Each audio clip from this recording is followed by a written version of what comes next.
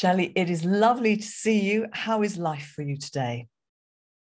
Life is fantastic. It's a beautiful, clear, bright, but chilly day here in Johannesburg, South Africa. Of course, you'd be familiar with sunny but chilly. Yes, in fact, actually, we've got a bit of a cloudy but chilly day. We're very familiar with that too here. Expecting rain, familiar with that too. Anyway, let's not talk about the weather because, of course, people living in Britain could talk about the weather all day long. And I'd rather talk about your subject of expertise because it's one of my favorite topics in the world. So I love this topic. Why are you so invested in the subject of sales? Well, Maria, I've always loved business. So I come from a family of entrepreneurs. And if you love business, then you love generating revenue. And so that's always been kind of my bent rather than the financial operations side of it. But also, in my learning about sales and about business, I've discovered some things about sales that a lot of people don't know. So we talk about, what is the oldest job in the world? And I won't ask for responses. Good thing it's a podcast. I guess that I think I know what a few people are thinking. But actually, some of the oldest jobs in the world are teaching and farming. And the moment we began to trade our produce, sales was an essential skill. And in the 1600s, when you were, trading your produce, it meant that you could get off the farm. It meant that you could meet interesting people, and it meant that you could determine your own income. It still means that today, whatever the proverbial farm is for whoever's listening, you can explore the world, meet incredible people, and determine your own income. And I think that when we understand that about sales, as an example, Maria, do you know when the first all-female sales force was formed?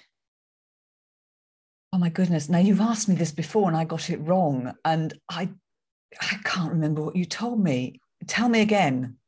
1886. Because in the late 1800s and the early 1900s, I remember now. I remember what it was now. I'll let you carry on. Yeah, you remember, right? So, the world has changed a lot. And if we have any doubt about that, remember there was no birth control and no automation. So the chances were you'd have 11 children and no washing machine. That sounds like a very unpleasant situation, if you ask me. And then add to that the fact that your husband or your elder sons or brothers had gone off to war, and many of them had perished, and you didn't have the benefit of an education, but now you have all of these mouths to feed. And sales meant that regardless of your background or your circumstance, you were able to go and generate an income for your family. And that's why I'm so invested and passionate about this topic, because it's the same today. The story of selling is the story of business. And it is a category and a profession that has really remarkably changed people's lives. People will be writing in and saying who or which company was the company in 1886. So please tell us. The company was Avon. And an interesting little story about that was the founder was not trying to sell cosmetics. He was trying to sell magazines. And he would put, how you get those free little goodies in the supermarket? So he would put those in and then realized, oh, okay, well, they actually don't want the books and the magazines. What they want is the cosmetics. And so he made a very wise decision to focus on that category. And it's still going today, still going strong. And it's all about selling, isn't it? And that's really interesting.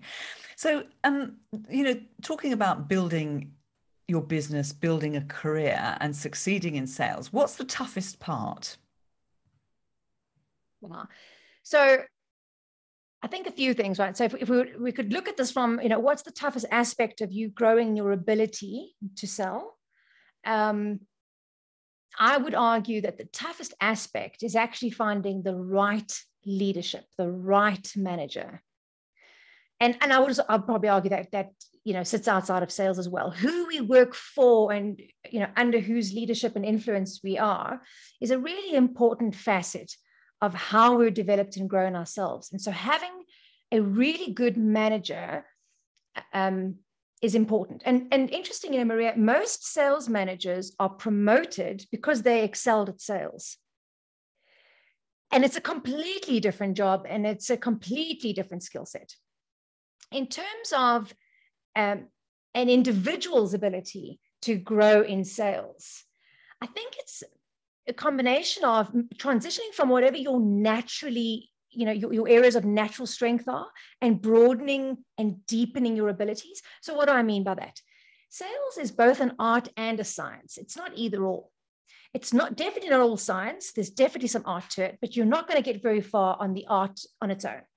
So if you are somebody that is naturally analytical and detail oriented, well, you have an advantage there, and it's going to mean that your customer relationship management, your proposals, perhaps your critical thinking is going to be superior to somebody who doesn't have those skills. But then your challenge would be to grow out of that or grow through that and develop the ability to communicate well, to pitch well, to start and initiate conversations. On the flip side, you've got your typical, what we think of as the typical salesperson, which could sell ice to an Eskimo and talk to anybody. And those individuals need to really actively and intentionally engage with whatever their weak spot is. And I think that's quite a tough thing to do. I remember for years and years, I used to struggle to sell to HR. And then, of course, I started my own training business, and this becomes really important. And we used to call them the human resistance department. I like that.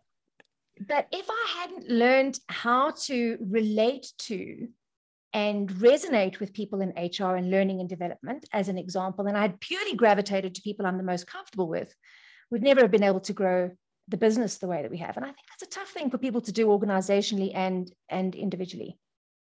That's interesting. That's really interesting. I love the fact that you say it's an art and a science. And I've seen some incredible salespeople who just do the most amazing business, but they don't do that sort of record keeping, the analytical, the admin bit, because that turns them off.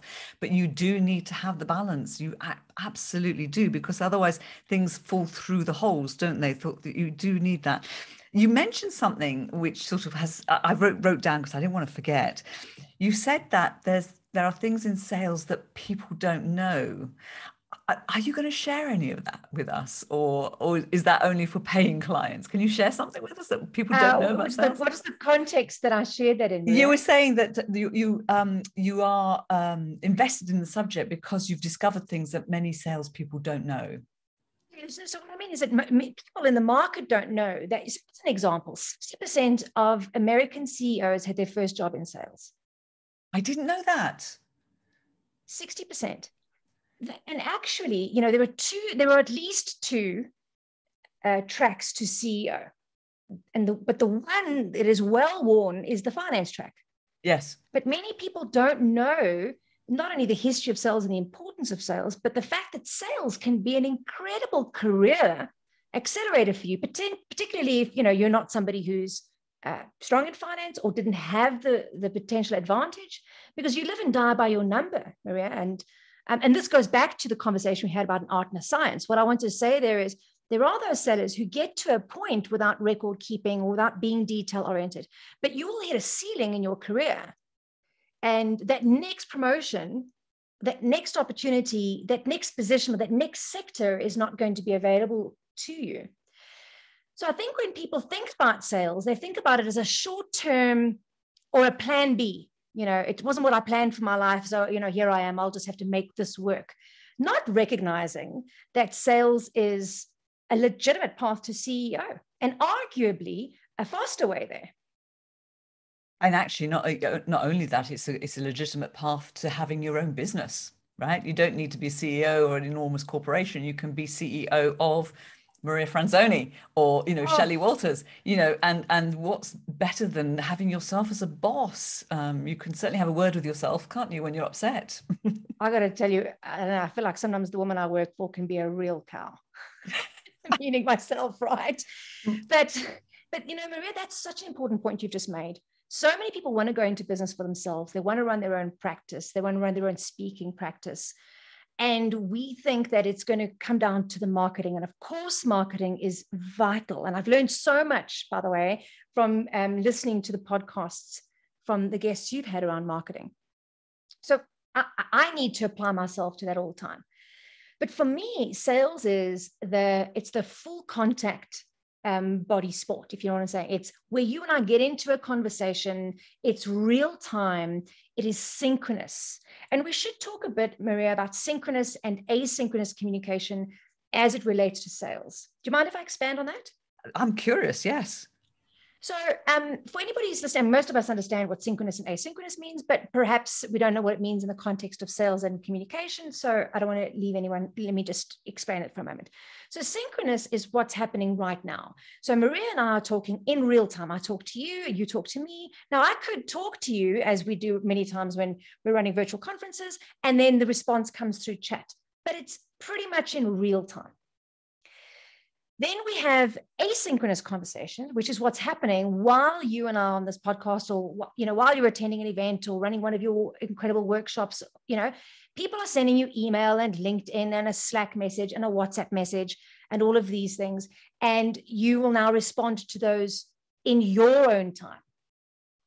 When I began in sales in 1999, the only way you were going to have a synchronous conversation was in person or on the phone. And not a lot had actually changed there for, 30, 40 years. That was the way, So when sales evolved, and the big catalyst was when email was introduced into the way we work. So here's something that people should make a note of. Anytime the way we work changes, the way we sell needs to change too. Oh, that's profound. Anytime. That's profound. Because, when email was introduced into the workplace in 1999, and I can remember I was on office automation, selling fax machines with thermal fax rolls, giving away my age, but there we go. And there were 3 responses. The one was, this is never going to stick. The internet's a fad. And there are people listening to this undoubtedly who think, how's that even possible? But that's what people were thinking. It was part of it. The other one was, technology is going to take over the world and we don't need human interaction anymore. Boy, aren't we glad we've come past that in the last 20 years, except we haven't really, because with COVID, we've had a similar kind of thing. Oh, well, this will pass. It's never going to stick. Or, well, we can do everything this way, and we no longer need to go out face-to-face and see customers. But the savvy individuals said, okay, well, let's see which parts of these are going to stick. And we need to then lean into ensuring that we make these part of our sales process. What it meant is that salespeople in the late 1990s into the early 2000s had to learn how to become better writers. Absolutely, yes. And for social media, of course, we've all had to learn to be better writers and better videographers and better everything. We've become publishers of content, haven't we? We have. And then add to that, Maria, the fact that when you do a pitch online, and I mean, we could talk about pitching for days, right? It's an area that I really love. I'm talking about late stage pitching, that late stage pitch when it's a big deal, you've got a lot of complexities around it, the key stakeholders are in the room, and it's like you live or die. And I'm just realizing as I describe that to you, how much that sounds like getting on stage and speaking, because it's that kind of that moment, But when you're pitching online and you're using screen, you also have to become somewhat of a designer, because you are heavily reliant on your visuals. So that's just a little bit around how the role of sales has kind of evolved. And I don't know that people, when they think about sales, think about that, all the nuances of selling.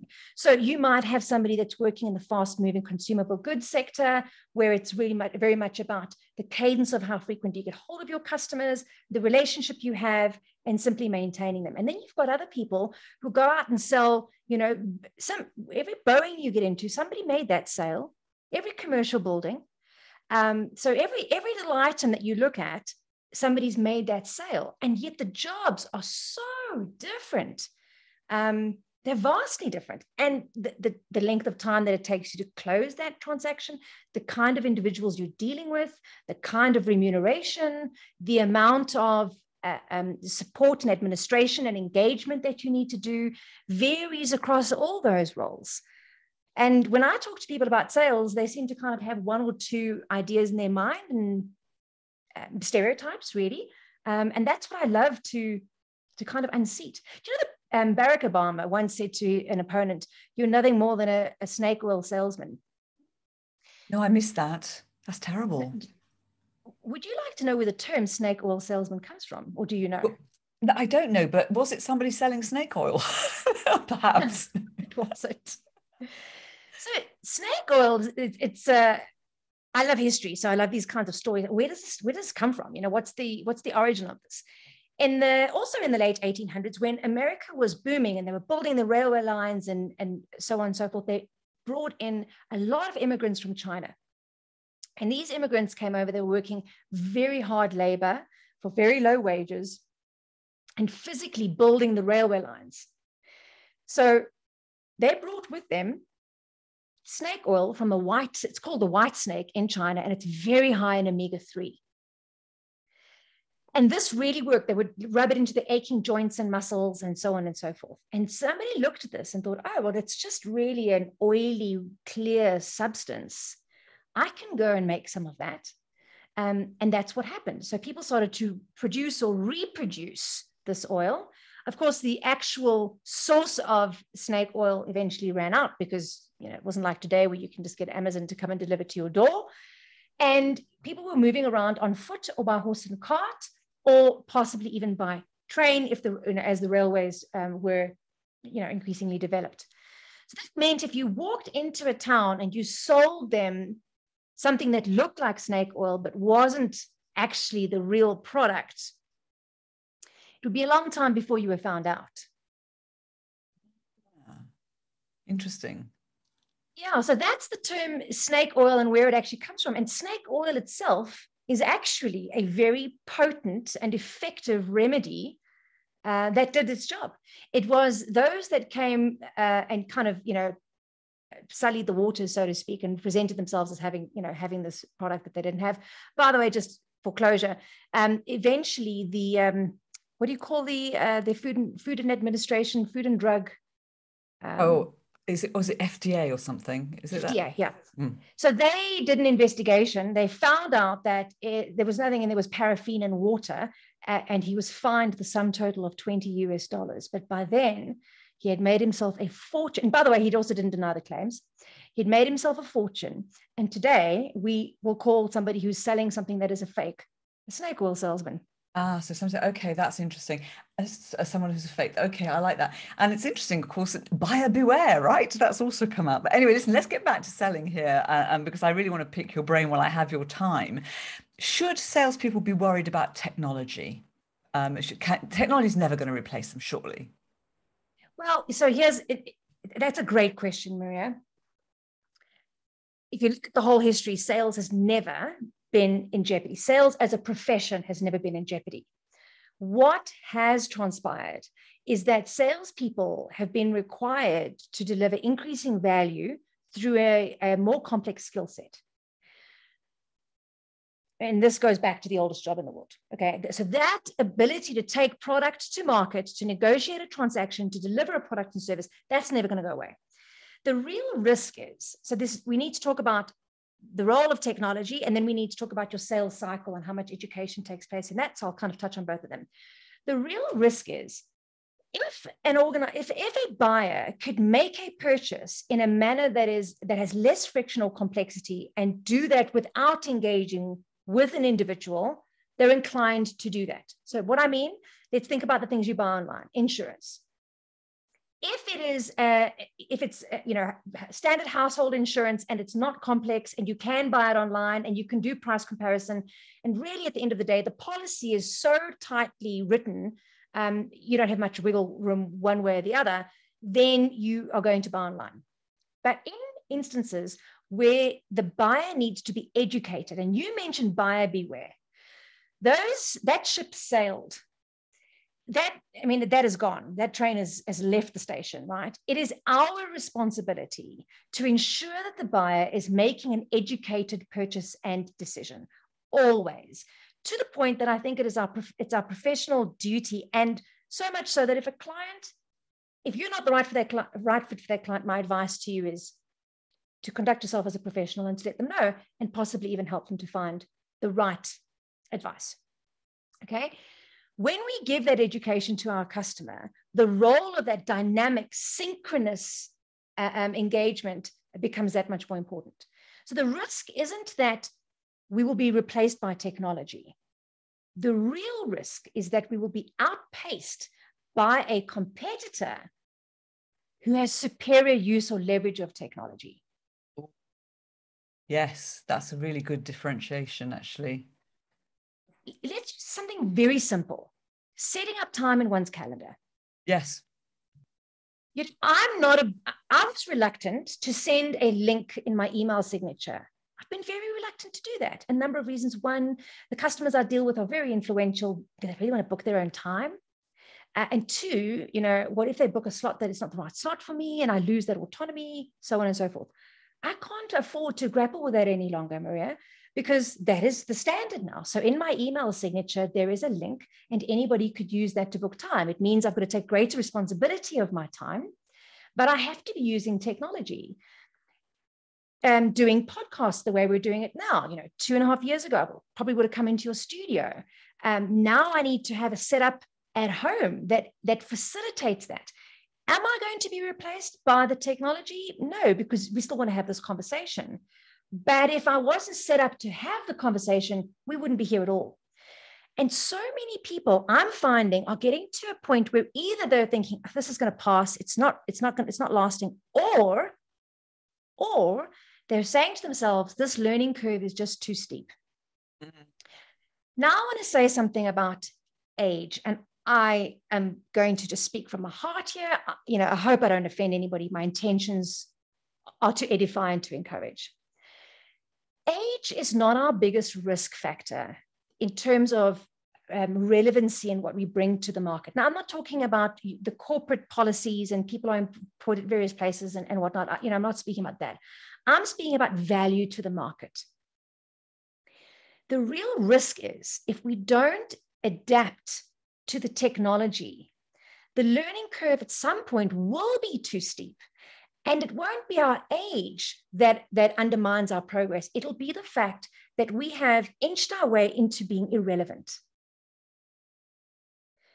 And that's why we need to stay abreast of not every technology, being selective about the tools and applying yourself to learning to use those so that you're able to outpace your competitor or be that competitor.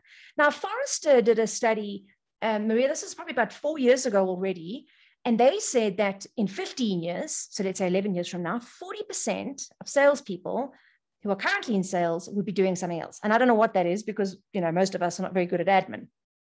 So I don't know what the 4 out of 10 are going to be doing. The good news is the 60% that remain are going to be remunerated more highly than we are now. So that tells us something. Yes, there is going to be a separating, of the wheat from the chaff, so to speak. The curve that we're experiencing right now, for some people, they're going to say that's too much and they're going to tap out. But for those of us that are willing to persist and continue to deliver that value to the market using the technology, we can actually look forward to better client relationships and better remuneration that comes along with that. Brilliant, brilliant, brilliant, brilliant. And on that learning curve, I feel that pain because we've been on a learning curve, having changed our business and had to learn a lot. And the best advice I'd give to people is get somebody who is an expert in doing what you need to learn and have them work with you rather than try to do it yourself. It just absolutely accelerates everything. And that applies to anything you need to learn, I think. You mentioned tools. What would you say is the most underrated tool in a salesperson's toolkit? I would say that the most underrated tool in a salesperson's toolkit is not very technologically advanced. The most underrated tool is our mouth. We think when we think about tools, and somebody needs to hear this. Somebody is sitting stuck, not making your number, or perhaps you're working on your own and you're thinking, it's because I don't have the equipment. The first thing you need to do is to get out there and talk to people about what you do. And it has never been easier. Maria, in 1999, when I began in sales, you had to do cold calling. You would go and park outside an office block and you would walk in there with your suit and your heels and your little briefcase, and you would knock on doors. And in those days, customers would let you in. They'd even offer you tea and coffee, right? And you would talk to them. And my first sales manager had written down this acronym on the board. And now I can't remember the acronym, but I can remember what it said. And forgive me, there's a bit of a bad word in here, but he said, you can't do business sitting on your ass. Okay? You have to get out there. Now we can do business sitting on our asses, but you've got to talk about what you do. And, I joke and say, when I say my team, oh, let's put this post up or whatever, and they think, oh, isn't it a bit braggy? And I said, well, look, nobody wants to buy sales training from somebody who's too modest, right? I get that feedback too. Isn't that too braggy? It's like, well, hang on a minute. You've got to be selling, right? What are we doing here? We're selling. We're telling the market, the value we deliver. And by the way, Maria, let me ask you a question, if I may. It's a bit philosophical. Can I ask you a question? You can. I'm not much of a philosopher though, but go on. So think about this. Why is it that animals, and if an animal wants to feed itself, it can generally do that. I'm not talking about my domestic animals. They can't even, they can make a noise. Domestic animals can make a noise, yeah. They just bark at the back door if they want it to open. Everything just automatically happens for them. But for the rest of the animals out in the wild, if you're a squirrel and you want to eat, you go and forage. If you're a lion and you want to eat, you go and catch your prey. If you're a bird and you want to eat, you go and get seed or worms or fruit, whatever your particular flavor is, depending on what kind of a bird you are, right? But us humans, if I want to eat a sandwich, I have to find some land, grow the grain, manufacture that, bake, so I'll need an oven. In other words, it's a whole set of things that has to happen in order for me to have a sandwich. I wonder if we've ever wondered why. And this is not my original thought. This actually comes from a rabbi, and I'm not Jewish, but I love to learn from other teachers. Rabbi Friedman on YouTube is the biggest rabbi on YouTube, I think, largest following, I mean. And he said, humans, our requirement to feed ourselves forces us out of our cave. If you want to build something, you have to learn to work with other people, talk to other people, collaborate with them, be generous, deliver value, yada, yada, yada, yada. And that's the root of sales, is this willingness to leave your cave, whether it's your proverbial cave or an actual cave, and get out there onto LinkedIn, or to join you on one of your prospecting days, or to put up a video on Facebook Live, or to put up a video on your website, even if it's not the best video, and then do another one. It means talking about what you do. We can't just wait for it to come to us. The second part is, when you get an opportunity, we've got to be very careful with those opportunities. So sticking with the farming and feeding metaphor here, if you imagine that every lead is a seed, and you only have a handful, you only have 5 seeds, okay? Every one of those seeds has to flourish. That means that I have to understand my sales process. And at every point, my process must be optimized. So if I notice, okay, I get my seeds and they start growing some green sprouts, but then they wither away, I have to figure out what's happening between them growing some sprouts and withering away. Now, in your sales process, that might mean you get a lead, you get the discovery call, you have a great discovery call, and then the customer goes quiet. Okay, that's real world feedback. That's data that you can use.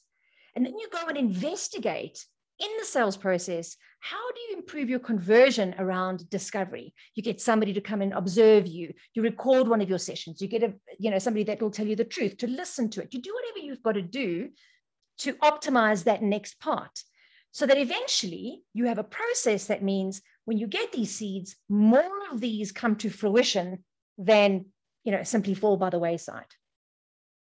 And that's simply about optimizing your sales process.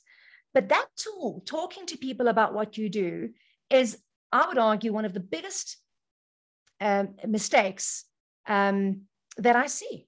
People go out to a networking event to talk about everything except what we do, who we do it for, and why it matters. Fantastic. I'm waiting for my philosophical question though, Shelley. What is that? didn't want to put you on. So the philosophical question, Maria, was why is it that we have to work? And then I thought of putting you on the spot. I'm sorry. So why do we have to work? Ah, okay, yes. We have to go out of our caves to eat our sandwich. There we go. I'll go on with that. Oh dear. That's going to be a so podcast. Much simpler. Listen, it's a podcast on its own. It's a podcast on its own, why we need to work, don't we? I've got a couple more questions for you before I let you go. Give me a couple of attributes, skills, actions, what it is that sets real seasoned professionals apart from the rest. The sales professionals I'm talking about here. Yeah. So, Maria, it's a broad question, but I'm going to answer it this way. So we have a framework that we use, which essentially talks about 3 components that lead to confidence, true confidence.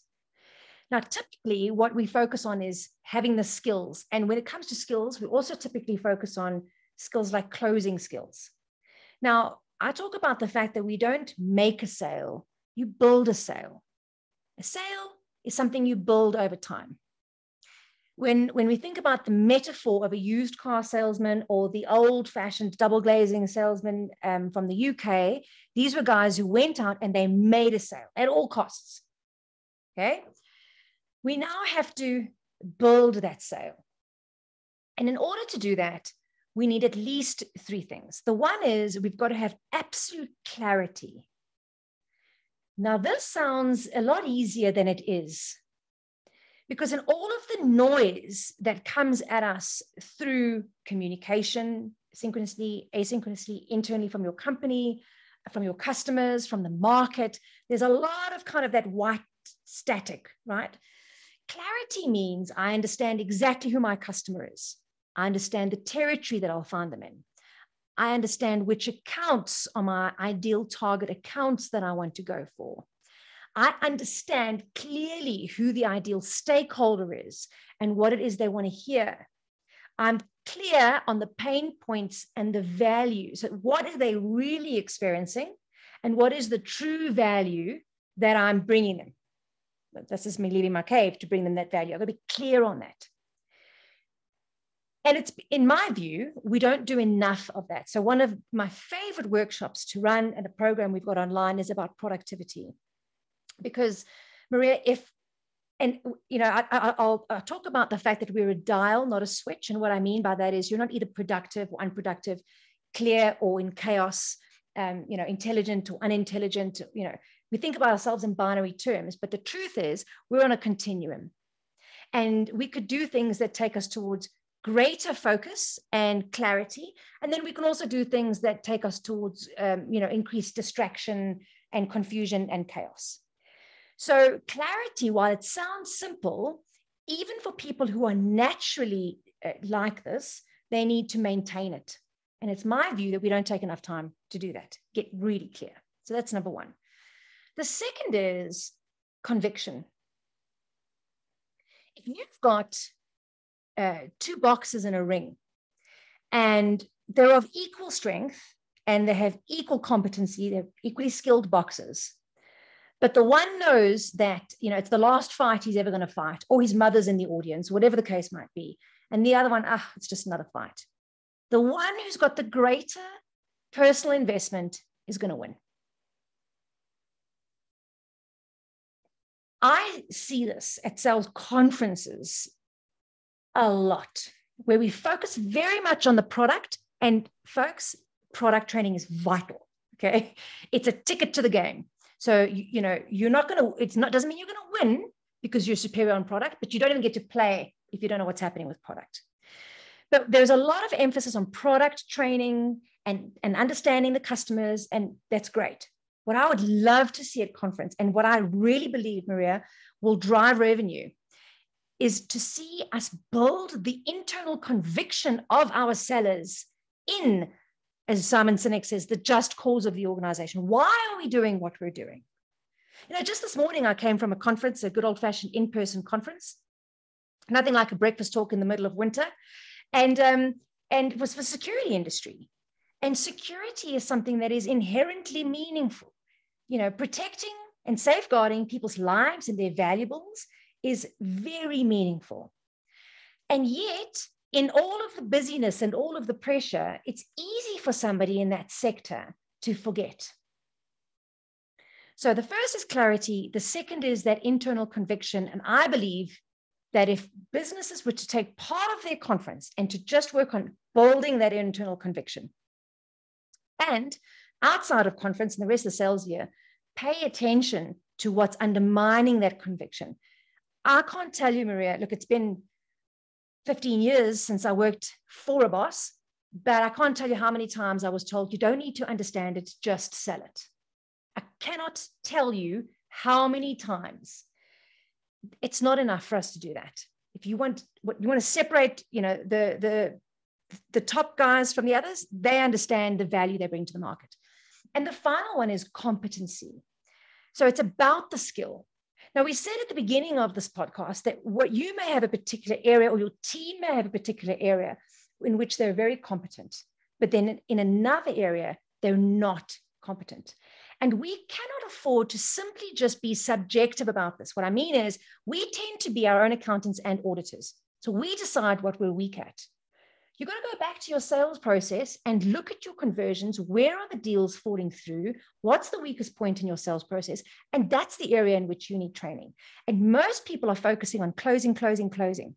But there are skills that really need to be learned, such as active listening, such as the ability to ask really good questions. Doctors and lawyers go through this as part of their training, the ability to ask good questions. Why? Because their income relies on it. Well, so does our income as sellers. So those are the three components. I think the clarity part is where I see the biggest difference. I've seen people with skill, but they're not totally clear. And they won't do as well as those that are absolutely clear on what's happening in their portfolio, their territory, who they're going to go for, and so on. Brilliant. And I love that sentence. I think I'm going to call this podcast that, actually. So you'll have heard this in the podcast. You don't make a sale, you build a sale. I think that's lovely. And I think it's a really, really strong phrase. And so it's clarity, conviction, and competency. Fantastic. One final piece of advice for our audience before I let you go. Something quick and easy that they can do. What could that be? So building on what you said, Maria, about building a sale, right? It was actually J.B. Woods who said this at one of the big IT conference. He wrote a book called B for B, and he said, selling doesn't help, but helping does sell. Good. I wish it was mine. But it's good, right? Selling doesn't help, but helping does sell. Now, I want to say this. In sales, the scorecard is revenue, right? So we're not here, we're not Pollyannas, and we're not here to sing, hold each other's hands and say, good job, you added value in the world. At the end of the day, we need a metric by which we can measure that. And revenue is the metric.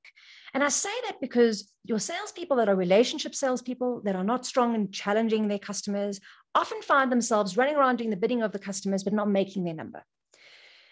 However, if you are stuck in a slump, my best advice for you is it's a twofold piece of advice. The one is get busy helping. When I started my business, Maria, I just got out there and I helped. I coached for free. I spoke for exposure, and it never killed me. I just got out there and gave value until I got to a point where there was real tension between my ability to give value and my need to earn an income. Do you understand what I mean? So eventually there comes a trade-off. But in the early stages, there's not that much of a trade-off. It's sit at home and watch Netflix or get out there and add value.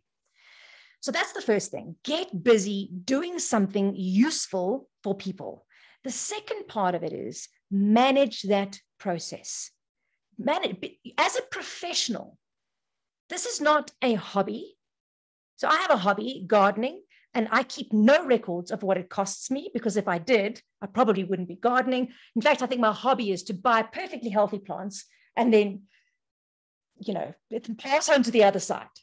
Plant behind me is not real because they seem to die in my presence. So I understand. So you're saying, so you manage the process. Absolutely. If it's a hobby, it means do what you want to do, but it's not a hobby. So what you need to do is understand. Now, if you're working on your own and you're a speaker, you need to understand for yourself what your process is, where you're strong and where you're weak. But equally, if you're a salesperson that's part of a big corporate, your sales manager should never tell you something about your weaknesses that you don't know. Because if you work in your process, you will know what your conversion rates are. You will know where you are weakest. And that is what it takes to be a professional. You're always ahead of your own weakness, and you are developing your skill in that area. Fantastic. Fantastic. Shelley, my brain is fried. I've got so many notes from this session. You've literally fried my brain. I'm going to have to go and have a lie down. I can't thank you enough for the value that you've given. I hope you've enjoyed yourself. Thank you so much. It has really been fun, and anytime. It's easy to talk about something that I'm so passionate about. So you are so passionate. You're so passionate, and you've given us such great value. Thank you so much, and thank you everybody for listening to the Speaking Business podcast. I hope you enjoyed this episode, and if you did, please leave a rating on Apple Podcasts, tell your friends, and share it. And until next time, I have been Maria Franzoni.